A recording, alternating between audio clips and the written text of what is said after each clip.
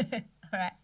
Hello and welcome back to How Did You Do It? In this episode, I interview Ross, who is the creator of Bangin Sangas. If you don't know what Bangin Sangas is, Ross goes all around Melbourne trying the best sandwiches so that you guys don't have to. You can get the rating straight to your feed. In this episode, we discuss a realm of topics from mental health to addiction to dating and breakups. Of course, we learn about Ross's journey with Bangin Sangas.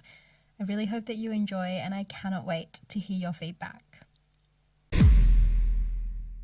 Welcome to How Did You Do It?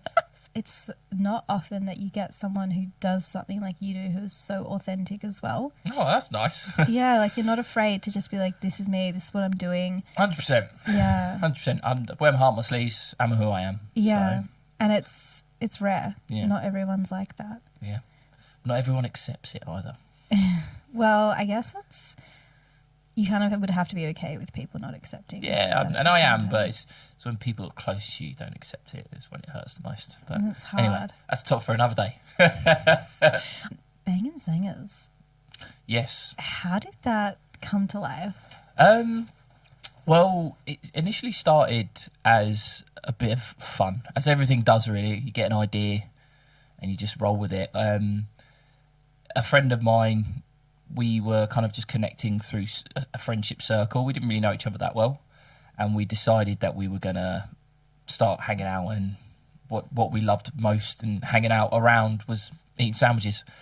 And I remember we went and got a sandwich together. We were just like scoffing it and started talking about it, all that sort of stuff. And we said next time we should film it. So we did. And then we were kind of like going back and forward with the name. And I wanted something like really cool. Like I really overthink about everything. Probably one of my worst traits. And I was like wanting this cool, clean name. And we're both English. And he was just like, why don't we just call it Bangin Sangas? And I was just like, but people won't really understand it because it's more like an English term. Like those are English sayings. And he's like, no, it's fine, it's perfect. So we done it. And that's where the name come from. And then progressively, as we went through the process of filming and kind of like finding my style of editing, he was a photographer, like a very, very good one as well. It's like a really well-known one in Melbourne. And he's super busy all the time. And he was saying I dream big. I always look at the end goal and think, this is where it's going to be. So how do we get there? Mm. And I think he's maybe a bit of an avoidant attachment style because he was like, whoa, this is a lot. I don't think I can commit to that sort of thing. This is too much commitment. And I was like, all you have to do is take photos and post every so often. That's all you have to do. But if you don't want to do that, that's fine. And I'm very dismissive in that sense. Like, if you don't want to put the effort in, just go away. Like, there's no point in like stringing it along. So I logged him out of the page and stuff, and then I started kind of really making it my own and editing it the way I wanted to do it, using the music I wanted to do it, and then kind of just finding my niche as well at the same time. It was like although I loved eating sandwiches, I think I love making the content more and making people laugh and keeping it engaging. That's the whole goal of it, is to bring a bit of value to people's lives, really. So that's in a nutshell.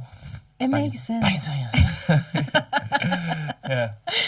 So when you first started it with that person's no longer there, are you now doing it and running it solo? Yeah, it's all myself. Yeah. So I get guests on because like some days, like, so I do have a bit of anxiety when I do the episodes, because some days I wake up, and I think everybody will feel this, some days they wake up and they just don't have a lot to give.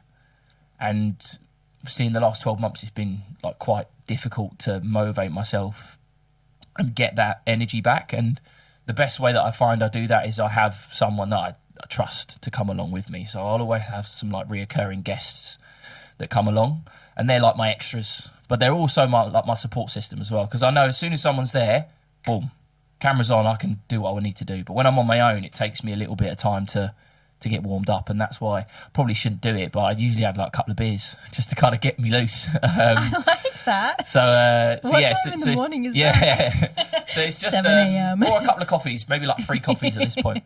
But yeah, it's just myself. Like the branding and the logo was actually done by my friend who kind of walked away from the setup. But everything else is done by me. I edit all the videos, I do all the pictures, I do all the posting, things like that. And I was quite against going on TikTok and posting a lot on TikTok, but that's my biggest platform now. So it's continually growing every week. So it's now I have to kind of make specific TikToks just for that to add more content, because you have to keep posting on there as well. So yes, to answer your question, it's just me. Why were you resistant to TikTok? I think it's just because it's kind of new age, isn't it? It's like very Gen Z sort of thing. And I've always been an Instagram guy. I've always loved scrolling through my phone, but I find now I don't really do it. I don't really go on my phone and scroll mindlessly through Instagram. I'm doing it through TikTok. But I find that TikTok it adds a lot more value than what Instagram does. I feel like Instagram is just full of people that want to put up a bit of a facade of how great their life is, when I know these people are absolutely crumbling behind the scenes. So that's what I see Instagram is a bit of a mask, whereas I feel TikTok is a very authentic view on, if it's someone like myself, a person of how they are and what they want to achieve. And it's a very vulnerable place as well. People like to share a lot on there too. And I just think it's just a better format. It's short, engaging videos, funny. It could be educational. For me, it's been really educational. Like I've learned so much about my ADHD, and I've learned so much about myself just from watching someone else's story. So yeah, that's why I like TikTok. Well, why I was resistant, just because it was new, I guess. Yeah. People don't like change. Yeah, that's true. Yeah. I actually relate to that. I do think TikTok is very educational. I've learned a lot through it, and also been introduced to like new places through it. And the algorithm knows, I swear. Like it's unreal. Yeah. Like when I started Instagram, I didn't have any sort of expectation to grow massive. I knew it was going to be difficult, because that time where you could get 50,000 followers within a week is gone. You'd be lucky to get 5 or 10 throughout the week now. But with TikTok, you have one decent video, you grow like 2K from just one video. So it's, in terms of growth and kind of growing my profile, I know TikTok's going to probably be the best for me. But then again, I sometimes lose myself in that sort of, I've got new followers, I've got all these likes and so but you kind of got to bring yourself back down to earth and understand why you do it. And it's nothing to do with that. It's about providing some value, and it's more or less having fun. I do it because it's fun. For sure. And the moment it stops being fun is when I stop doing it, really. Yeah. I was going to ask before, when you're having a harder day and you have to sort of get yourself on to film, are there ever days where you're like, I'm just not doing it today? Yeah, so this weekend I'm not touching the camera. I'm not in a good state of mind at the moment to really pretend that everything's fine. Like sometimes I can, but you can tell in those episodes that I'm really trying to put it on, because I'm letting the guest talk a bit more than what I usually should. I let someone else carry the conversation. But when I'm on, can't shut me up. So it's like this weekend I probably won't touch it for a while. Not until I kind of get some clarity about my situation, really. Yeah. What is your vision for Bangin Sangas? Love this question. So since I was a child, I have been obsessed with sandwiches, and people might think that's strange, but I have. Ask my mum, I've always been obsessed with them. That and cereal, weirdly. But you're like part 2 coming. Yeah, part 2. Part 2 coming soon. But as I kind of grew up, I was a very beige kid, beige diet, had a very poor relationship with food. But I'd always loved having a sandwich. And when I got to about 16, 17, I was like, do you know what? I wouldn't mind having a food van and just slinging out sandwiches out the back of that. That'd be fun. So I had this fantasy since I was 16 that I'd have some form of food business, but what that would be, I didn't know. And then I started something called Cooking with Ross, which was So dumb. Tell me there are videos. They're not anymore. I deleted them because I was so embarrassed. In the archive? Anywhere? Nowhere. They're all gone. And the reason why that is they I worked in London and they found them, my business. There was like 200 people in the office. They shared it around the office. Oh, no. I got bullied for like 2 weeks straight. So Are you serious? So I just deleted them. Like it's like, it's not considered bullying. Yeah, it but felt like bullying. Yeah, I just couldn't handle the abuse. So I did something called Cooking with Ross, which was, it was not about the food. It was about the comedy sketches and the silliness in between. It was just really dumb, early 20s behaviour, like just very immature boy sort of stuff. And that started on Snapchat. Grew that platform, went and took it to Facebook, and then Facebook started growing. Paid for a couple of ads. My following grew massively. I was getting like half a mil views on some videos. So that's where kind of Bangin Sangas, I guess, was birthed. But something happened later on down the line with that, where I just fell out of love with it, stopped doing it completely, which I wish I didn't, because I know it would have been massive, because I would have kind of grown it into something that Bangin Sangas would be now. So then I think maybe nearly 10 years passed from then, and I'd always had it in my mind that I was going to do something similar, but I just didn't know what and what my niche was going to be. Obviously came to Melbourne, started a life that I've always kind of wanted, I guess, meeting friends that I've wanted, and there's this massive sandwich culture growing and brewing in Australia at the moment. I think burgers were the main thing for a long time, but I think it's now the sandwiches time. And I've watched so many like food review places and loads of different other personalities do this sort of stuff, but no one actually kind of dedicates their time to one specific thing. And I'm seeing more of that happen now. Like there's people who do steaks and parmas and stuff like that, and pizzas. But I'd never seen someone do a sandwich. I thought, right, that's what I'm going to do. Because I was waiting for that light bulb moment of what's my niche going to be. Because I tried the whole fitness influencer thing as well. That didn't work. Gave myself an eating disorder, so that was not fun. But I'd always wanted to get back into a social media sort of thing, because I love being on the camera. I love editing videos. I love creating content. Like that's something that I'm really interested in. And I can zone out for like 8 hours and just edit for hours, and I really enjoy it. But yeah, it kind of, I'd never really seen the value in what it could provide to me personally as like kind of personal growth and opportunities. But it's still kind of very early days, but I'm starting to see now that it could be a job eventually. Yeah, and I'd love nothing more than that. Yeah. But I don't think it would be a visa option. So for the time being, we've got to try and it's just a hobby at the moment until I can make it a job. Then it's just a weekend thing. I saw, it was funny because when I heard about it, I was sitting at the desk and someone was like, oh, check out Ross's page, or you were there, or someone was there, and I was like, oh yeah. And then I thought to myself, oh, I wonder if you get hate. And then that day you had posted like this comment that someone had put up, and you were just like making fun of it. And I was like, oh, you're so strong. Like I feel like if I saw a comment like that, I just want to crumble. And my question is, how do you deal with the hate? Look, there are days where someone will look, and I've always said this, it depends on how the person is on the day who receives the feedback. I've had friends who have just been in the wrong place, the wrong time, and they'll get some feedback and it'll just set them off. And I think it really depends on how your mental state is at that time. Because if you're arguing with someone in the comments, that's effectively what they want you to do. But if you do it in a way that is kind of like quite fun and cheeky, you can kind of turn it into something positive. But I got a really kind of mixed reviews from that sort of argument with that person, mainly from the chefs being quite negative. And on the other side, I had people kind of like goading me to kind of get involved in this massive sort of argument. But then someone close to me said, this is really bothering you, isn't it? I was like, does it seem like that?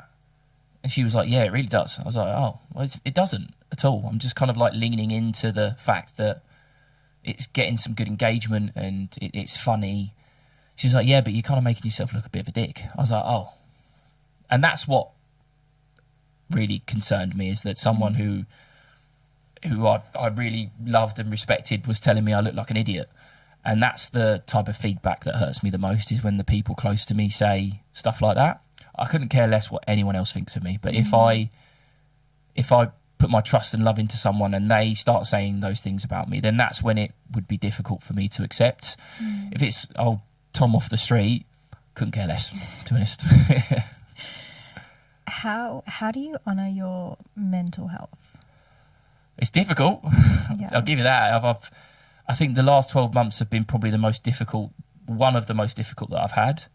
Probably there's only one that trumps that, and that was when I lived in the UK. But the last 12 months have really challenged me. I think there was a period where it nearly defeated me. And I think if you don't kind of put certain practices in place to get through that, it will defeat you, and it will make you do things that are going to hurt other people, unfortunately. And to kind of give you a bit of context, I got a really bad neck injury about 8 or 9 months ago for bulging discs in my neck, and it completely made me like a vegetable. I could still walk and go to work, but I was in pain 24/7. I couldn't sleep at all. I hadn't slept for about 6 months until I started seeing a doctor about it. I couldn't train. I couldn't do anything that would bring me joy apart from Bangin Sangas. Like, that was the only thing that was getting me through. And my ex at the time, or partner at the time, she stayed with me even though I could tell she didn't want to be there. Those are the two things that kind of kept me sane, I guess.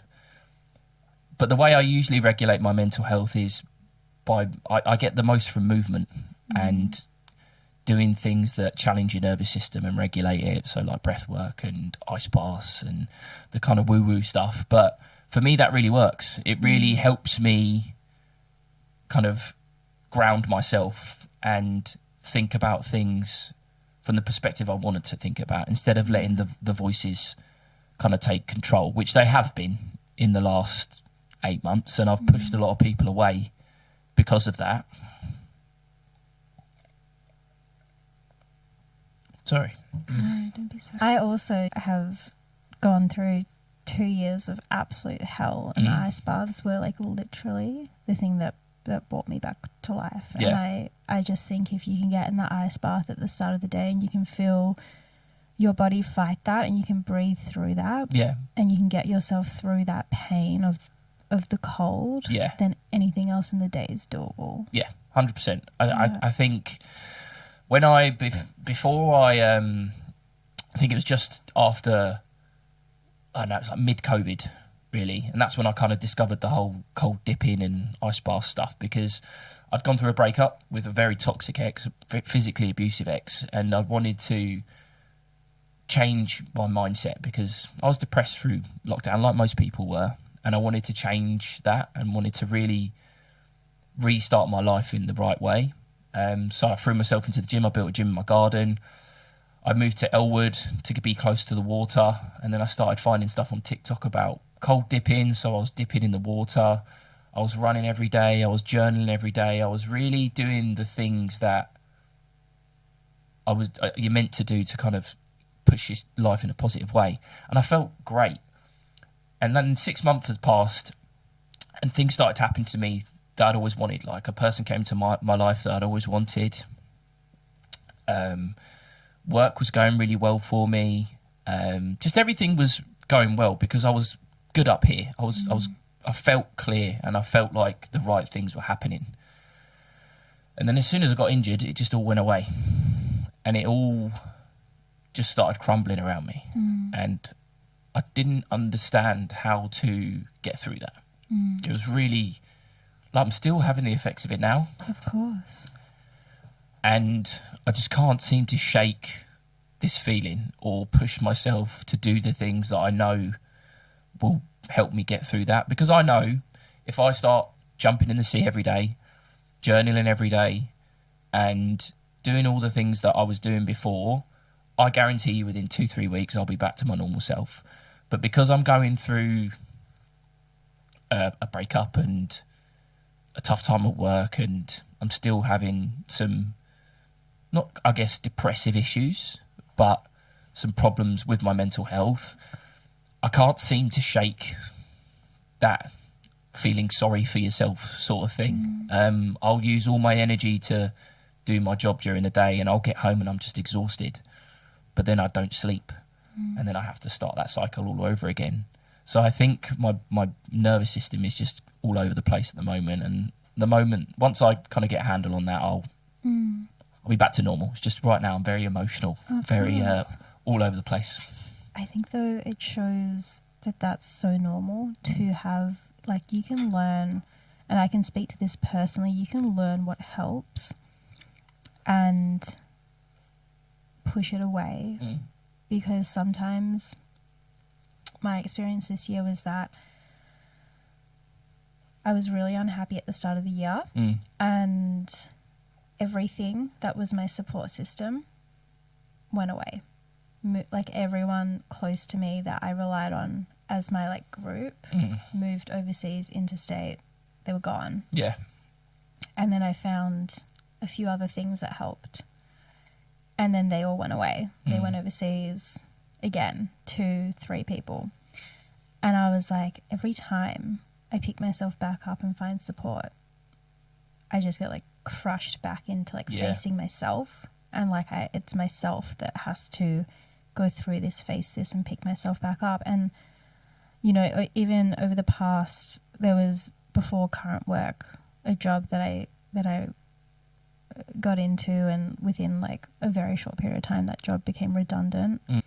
And so again, like, I just was like, I don't know how to pick myself up. And I knew what I needed to do. I knew I needed to do the ocean dips. I knew I needed to meditate, and I just didn't want to. And like, I think there's a whole part of my belief system of what I believed I deserved. And once I understood that I was telling myself I didn't deserve happiness, or I didn't deserve to feel better, I understood that that's what was keeping me chained to that cycle of the negative thoughts. And I think it's work that people go through, and it's such hard work, and understanding the belief system is so important into breaking those cycles.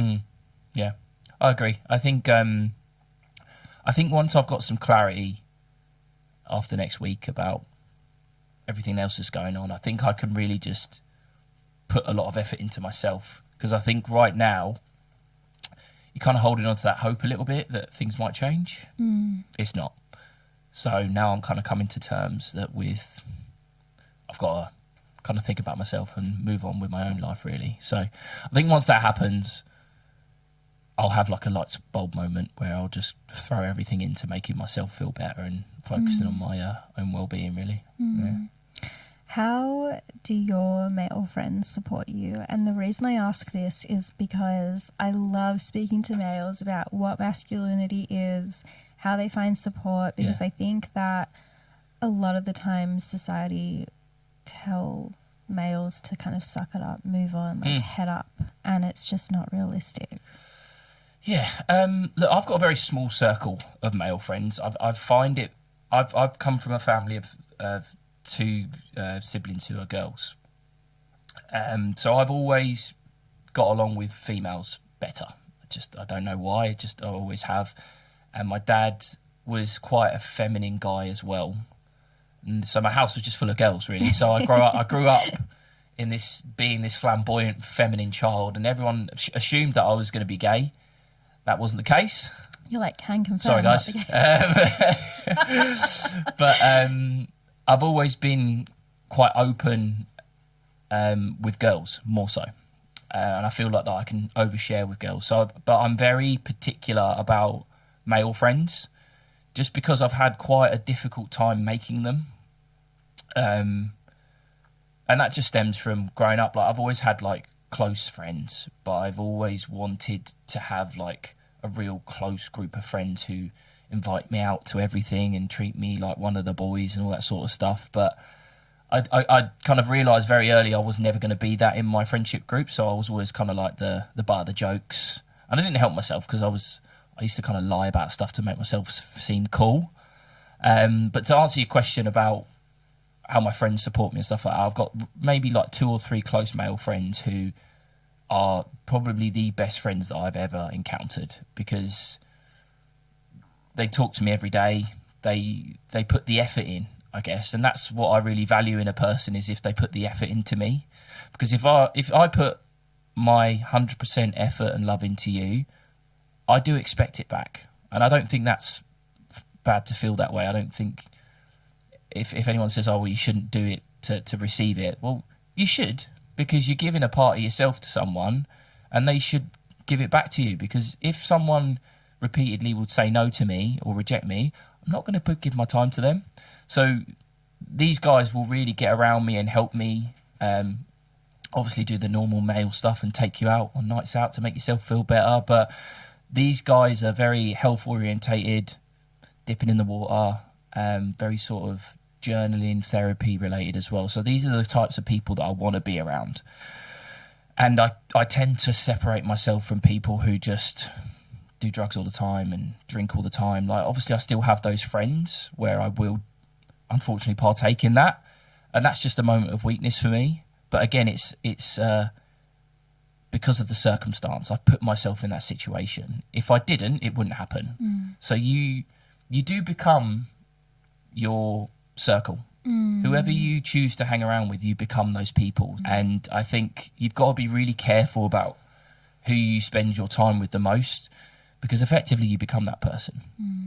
It's just like when you get in a relationship, the partners start to take on each other's traits and become each other. It's the same with friendship groups. If you hang around with drug users and drinkers, unfortunately you're going to be that person. If you hang around with people who prioritise mindset and health and gym and all that sort of stuff, you're going to become that person as well. So yeah, my friends put me on the straight and narrow, but then I also have some friends that don't. So it's a bit of a angel and devil on the shoulder moment, really.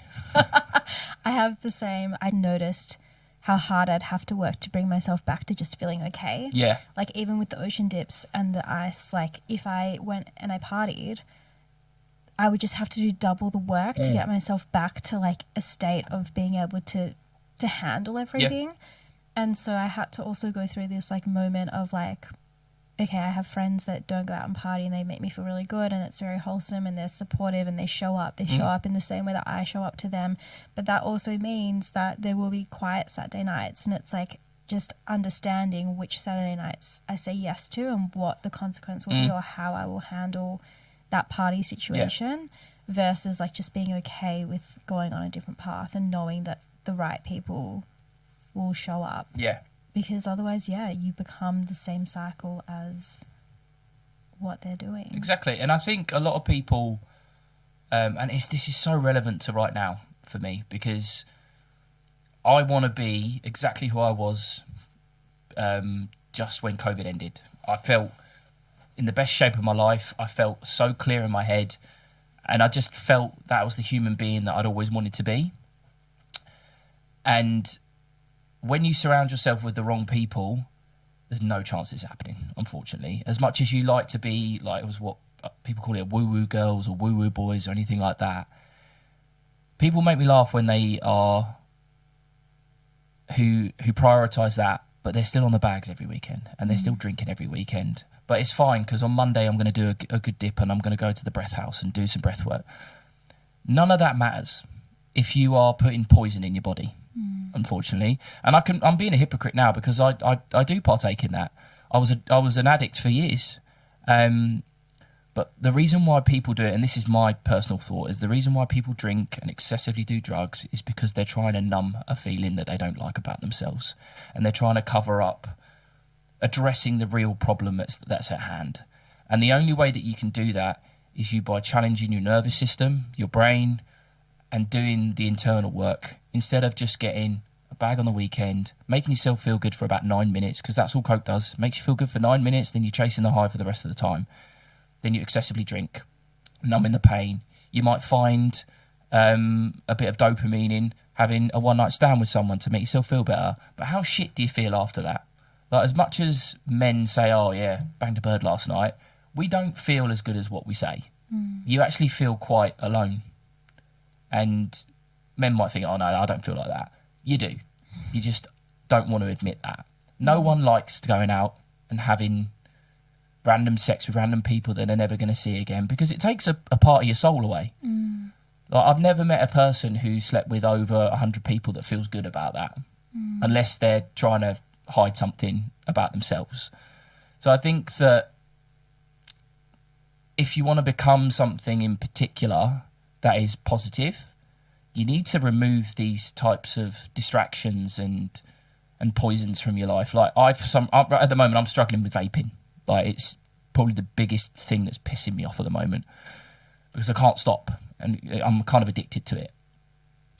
But the moment that I stop, like, I throw it away, 4 days later, I feel great. I feel fantastic. The poison's out of my body. I can move on with my time. But then something stressful happens, or something challenges my nervous system, and I'm just like, I don't like this. What's the first thing I do? I go and get a vape. And it's the same thing for drugs. It's the same thing for drink. It's the same thing for sex, food, whatever you like. If you can't handle your stress and cortisol levels going all over the place, you're going to go to things that aren't good for you. And I think that's what you need to people need to understand, is that, yeah, I really want to eat this chocolate cake because I'm stressed, but maybe I should have this salad instead. And it's very difficult, because I do that as well. I eat pizzas for fun. Oh my gosh, I actually just had a flashback to when we had a really stressful meeting and I was like, fuck this, and went to get a brownie, and you're like, I'm getting a hot chocolate. I'm getting hot too, yeah.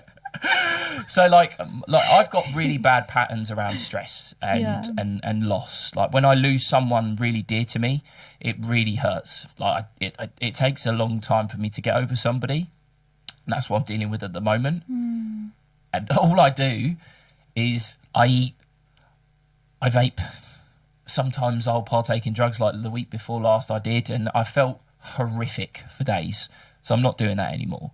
So now it's about just kind of putting patterns in place where I don't make those mistakes. But again, we're humans. Like, we're gonna slip up. Of course. And sometimes, as hard as it feels contrasting to say, but sometimes the escape moment and then picking yourself up from that, it brings you back into like, okay, I don't want to feel that bad, so I'm just going to stay away from that. Yeah, of course. Like, honestly, it's especially when I've had such, like, that night out I had a couple of weeks ago, I needed that so badly. Like, honestly, I've gone through such a horrible 3-month period over the last 3 months. I lost my job, I lost my girlfriend, I lost everything that was kind of keeping me here, really. And I felt like I had nothing left. So those periods where you do need to have a blowout, go and do it. Like, if it makes you feel a little bit better, great. But then you have to be prepared for the aftermath, because you're damaging yourself. And then people who think, oh, I only do a bag every so often, it is a bit of an addiction if you think about it, because if you're having a couple of drinks and your mate looks at you and goes, should we get a bag? It's a bit of a process that you've created. And you might not think it's an addiction, but it is. It's the association. It's the association with it. High, yeah. Totally. Exactly. So, look, I don't want to be judgmental to everyone, sorry. But no, I think that people need to wake up a little bit and think that what they do at the weekend doesn't damage them long term. Yeah. Did you, just thinking about the fact that you just said, like, people need to wake up, what was your wake up moment? What, as in right now, or did you ever see something where you were like, oh, I didn't think of that way? Do you know what it was? I read a book called Attached, or Attachment. I've read that. Yeah, it's bloody brilliant. Yeah. And I just broke up with an ex-girlfriend, and I was leaning on friends who were a bit woo-woo, and I said, look, I really just want to learn a bit more about myself. And she recommended this book, Attached. And as I read it, I was like, oh, this sounds like me. But then I was reading another page, I was like, actually, this sounds like me. And there were so many different attachment styles that sounded like me. And then you go to the back page and it's like, if you feel like you're all of these, you're this one. And I was like, oh, okay. So I've got elements of all these different attachment styles, but this is how I should be behaving and working through it. So that was the real aha moment. I know why I behave like the way I do in certain relationships. Okay, now I need to go to therapy to look into it a bit more. So that's what I did. I need to focus on regulating my nervous system. So I started jumping in the sea. I started training every day. I started running. I started journaling. And I really began to make a lot of progress. But the moment that ended, or the moment that I had a speed bump, I went out and had a drink.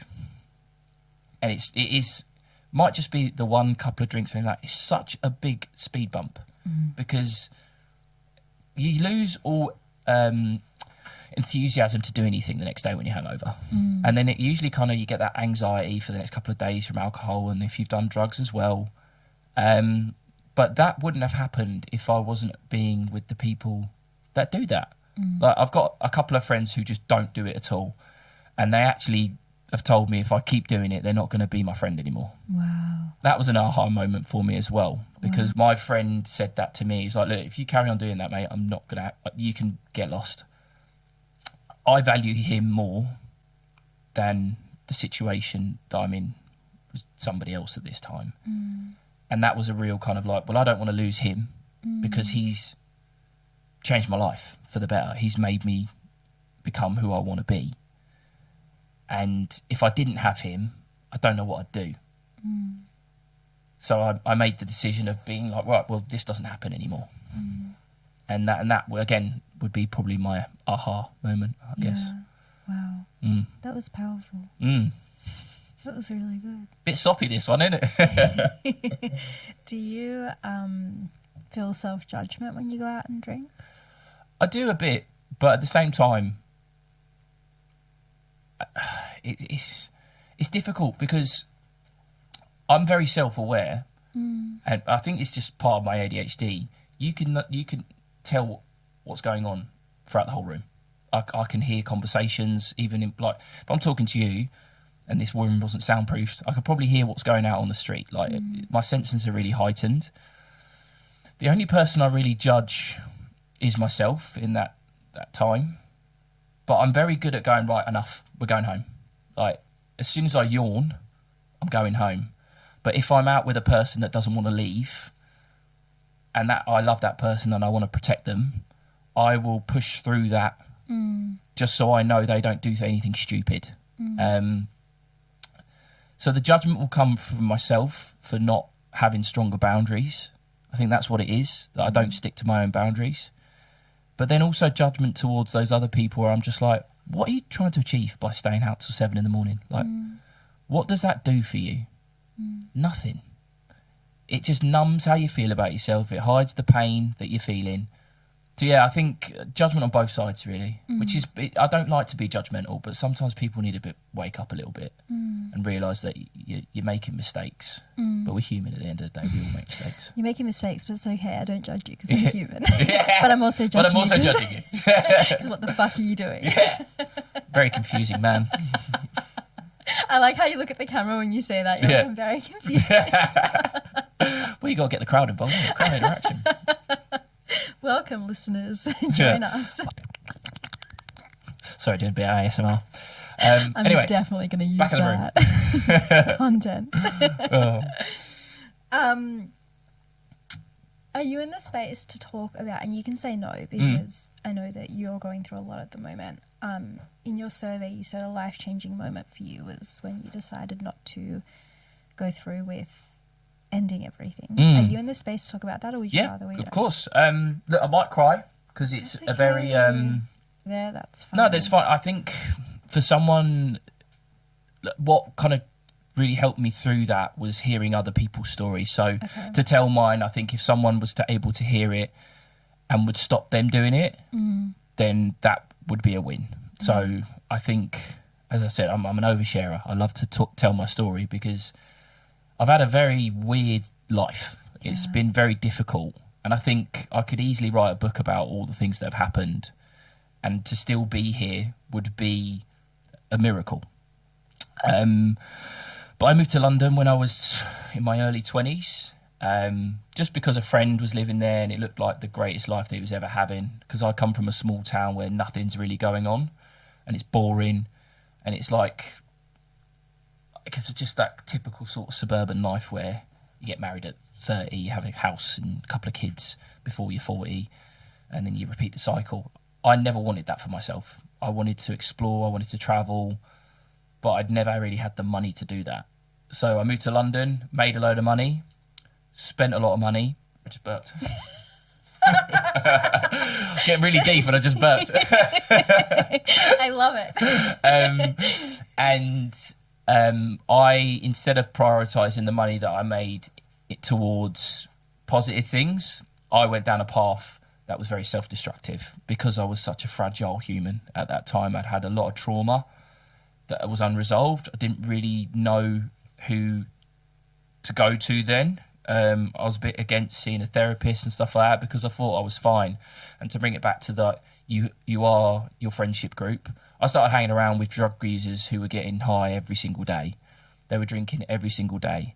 And I felt I would look strange if I didn't do that because some of them were my housemates at the time, or some of them were at the time the only friends that I had in London. And I felt lonely. And I felt if I didn't do this, I'm not going to have any friends.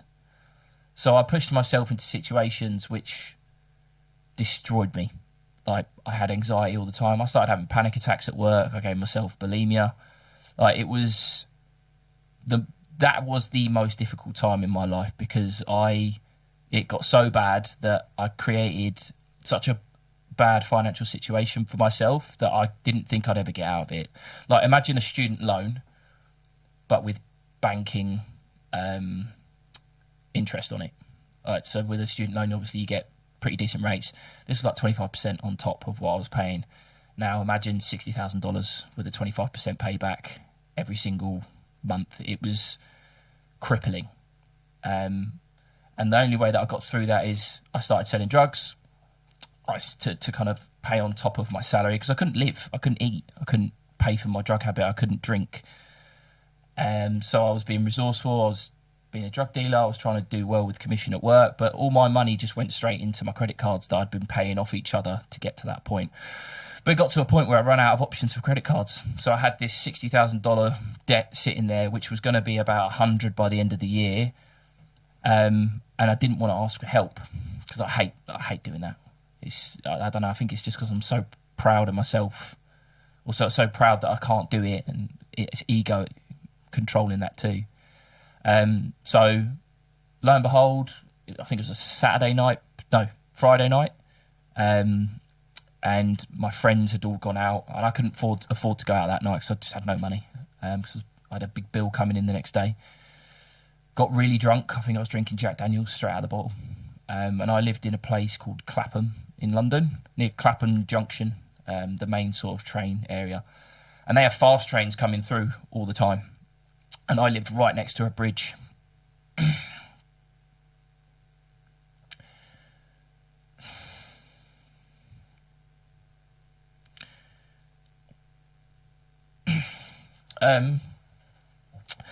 So I smoked a joint, and I was just beside myself. I was crying a lot.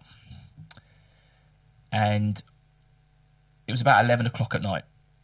So I remember the fast train always would come through every hour or so, and I would always hear the train siren.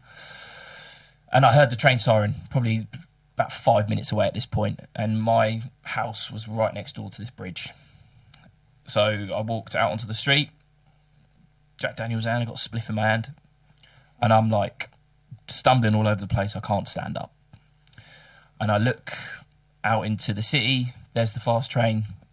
It's about 2 minutes away at this point, so I get up on top of the bridge.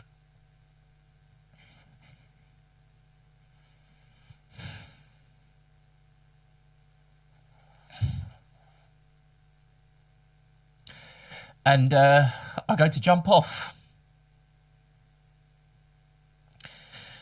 And I'm like holding onto the railings behind me. And as I'm about to, like they say, your life flashes before your eyes in those situations. And it really did. And all I could think of was pain. But then there was one situation where my nephew popped into my head. And he's got autism. And I love him so much. And for some reason, like it was like within 30 seconds, a whole conversation played out in my head between him and I, where he was asking my sister, "Where's Uncle Ross?" And that's what pulled me back off. Because if I didn't have the merit, I would have just dropped to my death. because I didn't think that I could get through what was coming. So yeah, that was 2016 maybe, or 17 potentially. And then after that, very next day I was just Googling therapists and stuff like that, and speaking to people who've gone through therapy, and they recommended someone. I went and saw her. She was like, I know you think you're depressed, but I think you have ADHD as well. So we need to kind of look into that too. So then at 27, I was diagnosed with ADHD, because although you get like loads of benefits of ADHD, you get a lot of negatives, which can be like crippling depression, and loads of other stuff. But that was the one that was affecting me most. So then from that point, I started seeing someone professionally. I knew what my diagnosis was. I tried some medication, didn't really work. It made me quite docile, and more anxious, if anything. I felt like I was doing coke, to be honest. So kind of good. Sorry. What's that? Sorry. That's all right. To like throw it off. Yeah. And so then I met a group of friends who, although loved partying and doing drugs and stuff like that, they were a much better friendship circle than the one I was in. It was instead of every single day, it was maybe at the weekend. So then I had more money to put towards into my debts. And then lo and behold, I was like, actually, if I just stop doing this altogether, I can pay all my money off. I can actually have a lot of cash here. So it didn't really start to make a dent in the debt I had until I got to Australia, with those lovely tax breaks that you get. So I ended up spending 2 years of lockdown just paying off all my debt, and complete debt free now, which is fantastic. Yes. That's a weight lifted off my shoulders. But it took me getting away from London to create the person I wanted to be, because if I'd stayed there or stayed in the town I was in, those people would always bring you back to that person you're going to be. And that's why I think that a lot of people struggle to become who they want to be, because they have these friendship groups that are like, let's go get a bag at the weekend, or let's go to the pub, or say you're driving past the pub, you see him, you drop in, you're back to square one. So I think to make a real drastic change, you need to make really drastic decisions, and mine was coming here, and it's really been great for me. Obviously, there's been periods of sadness and depressive states, but I'm much happier here than I would be anywhere else. What would you say to Ross at 11 o'clock that night? What would you say from where you are now? What would you say to him? I would say that think about who you're going to hurt when you do this, because the only person I was thinking of about at the time was my nephew.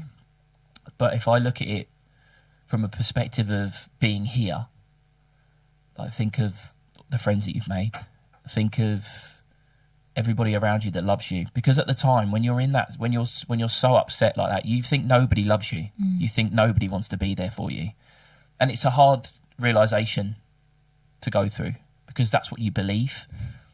But at the time, I didn't really have anyone reaching out to me, so I felt alone. But I feel that if somebody here, like I could look at my phone and I've got like 5 or 6 friends that have messaged me, and that's all I ever wanted, to feel loved and to feel appreciated. And I think if I was to speak to him now, I'd say, look at who you're going to leave behind, look at the damage you're going to cause, because you could put someone in that position as well by making that decision.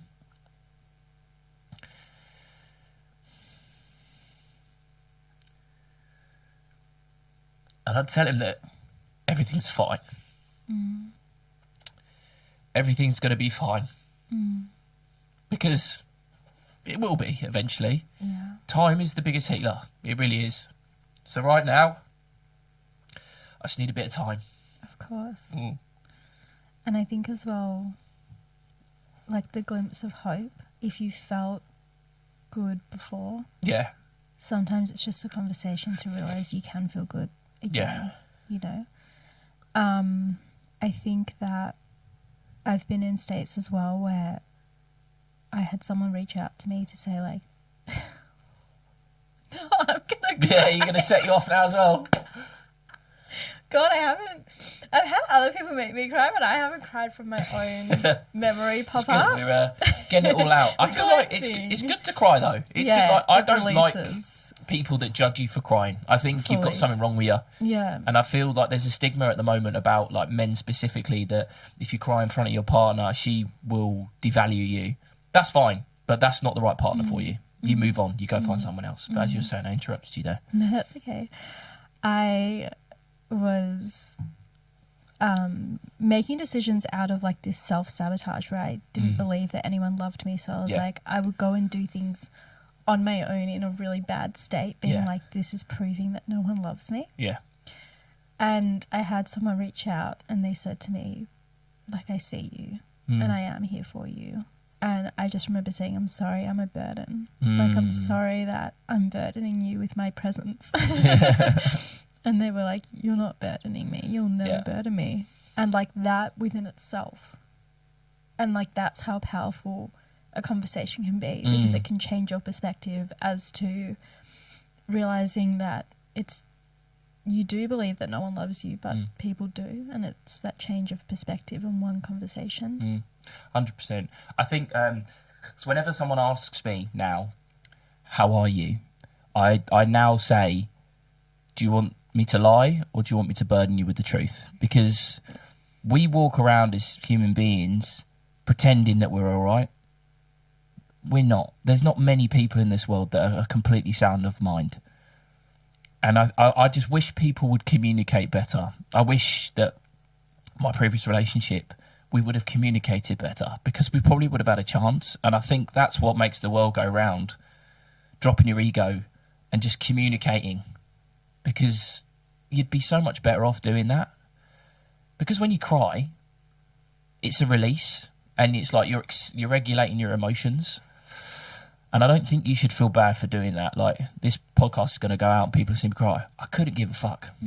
It's because that's who I am. And if you don't like that, I don't care. And I wish more people were brave enough to do that as well. Yeah. I think that, I mean, I know the people in my life, it's never a question. It's never, I just don't entertain anyone that isn't aligned to those beliefs. Yeah. And I know that the people that listen to this podcast specifically are very aligned to, self-empowerment and self-acceptance and a journey of understanding yourself. So I never fear people hearing me cry in this context, but I think, there's something to say about looking at the people in your life and in your circle who, maybe don't know how to have those conversations and how to deal with that emotion, and like maybe it's not the right people, and just assessing that as well is an important component. Did you put the tongue out the camera?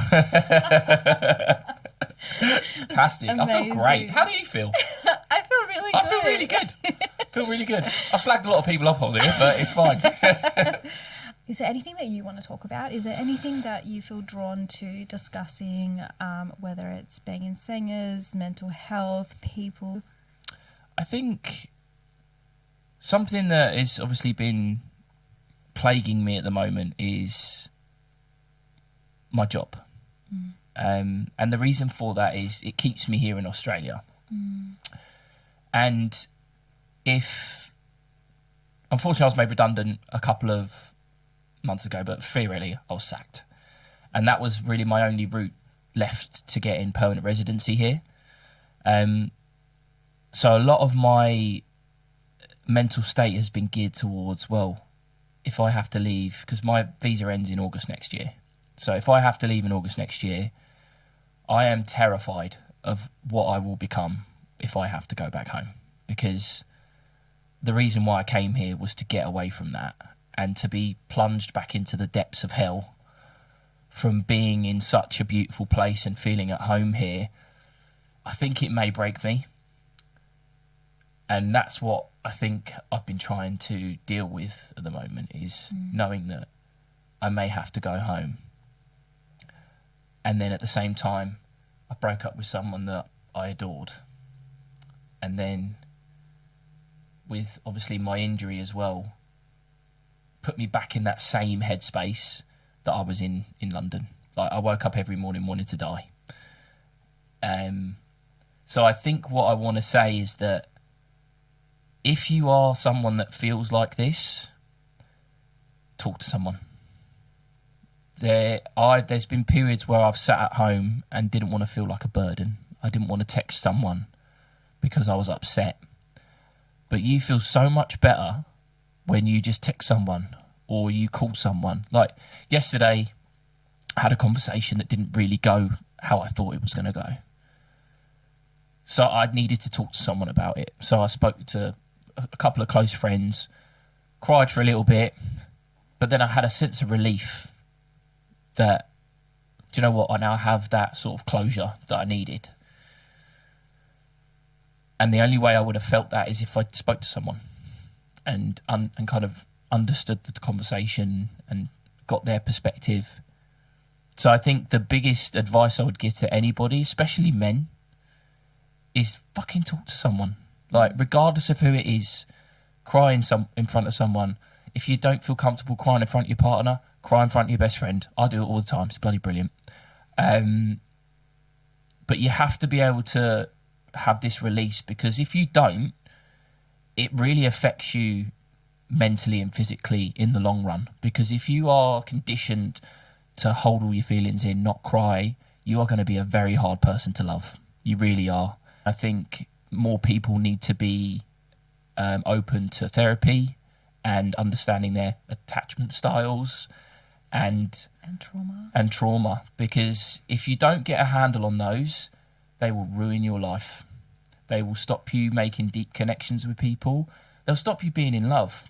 Like, a lot of people get into relationships with people they don't actually want to be with, but they do it because it feels safe and they're settling. If you can turn up to a new relationship and you've addressed your trauma, you understand who you are as a person, you're open emotionally and spiritually, and you've done the work to make yourself be that person you want to be, you will have the best love life of your life. But if you meet someone, if you are like that and you meet someone who's not, it's going to be really hard. It's going to be painful. They're going to reject you, and you're going to try and chase them around the clock to try and bring them back. It's not worth your time, because all it's going to bring is pain. So focus on yourself, do the work you need to do to build yourself back up. Someone will come into your life that is ready for you, and when they are, magic. I can't wait for it. It's true. It's the best thing that people can do is to understand themselves, be able to understand where triggers come from, show up in a way that's able to communicate and be responsible for your own emotional state, and not have to have another person heal anything for you, because you can handle that yourself, and then you can show up to be the best together rather than go against one another. Yeah. And it's like, you might have a problem, but instead of going at each other, you just face what the problem is, and you both are able to. And yeah, I mean, it's like there's things been brought up that are seen as issues and hesitations, but these things are easily worked through together. But when one person doesn't want to do that, you can't lead a horse to water and let them drink. Like, they have to come on their own. And that just speaks volumes about that person, that they may not see you as their person, or they've not dealt with their trauma to understand how to move through that. And you can't hold that against them, because that's who they are. But people come into our lives, we have something special, and you need to remember that. God, I'm fucking crying a lot, ain't I? No, not at all. It's literally been at the most. I think it's just because it's so relevant. Raw. Yeah. There's a lot of pain still there. Of course. I think that the thing is you're doing this for you, and you're doing it for what your future will be, and that is, even though there's pain now, but just know that, like, you're doing it for you and for your future and what that will bring. And then, you know, the pain and the healing, I think it's a privilege to go through that, because a lot of people stay because it's safe and it's what they know. But to be able to heal and see what's on the other side I think that it's really beautiful, even though it's painful. Yeah, I think you've got to be very brave to make that decision as well. If something's not good for you and you've got the bravery to walk away from that, that's growth. But what you need to do with that as well is take what you've learnt from that relationship and apply it into the next one. Because there's been times before I started doing all this stuff, I would find myself in the same type of relationship constantly, the same type of dynamic. I was like, why is this happening? Like, what am I doing wrong? And then I obviously learnt about it a little bit more. I was like, oh, fuck. It's because I'm doing this. So I eradicated that from my life.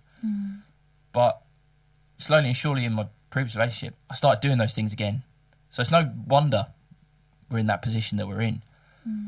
But I think you lose yourself in love. Yeah. It makes you someone more willing to drop your boundaries. And it happens. Yeah.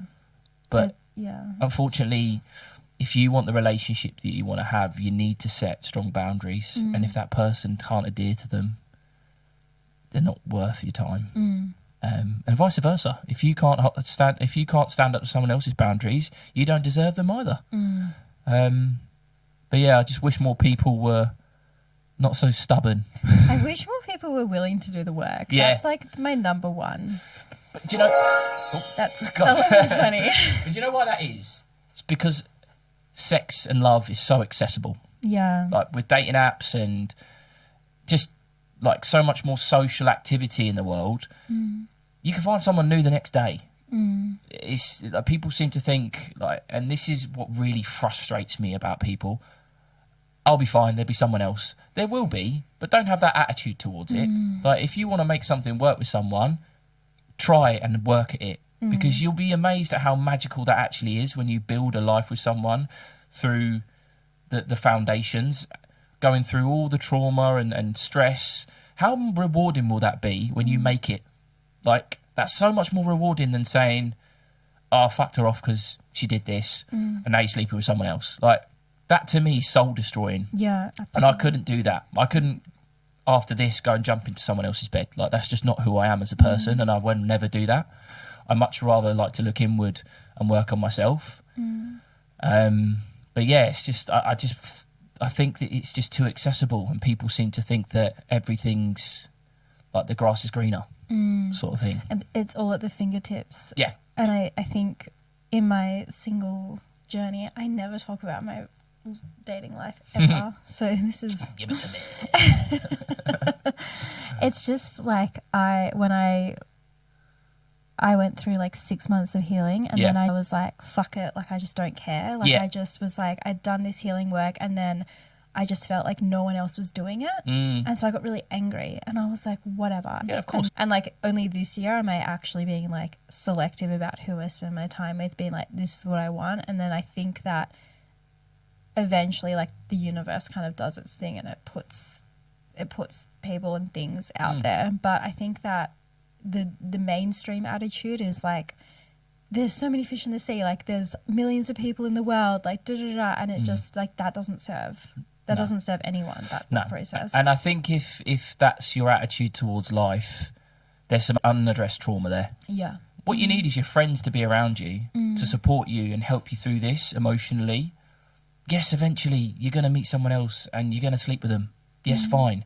But that shouldn't be your instant go-to to make yourself feel better. I feel really sorry for people like that. I really do.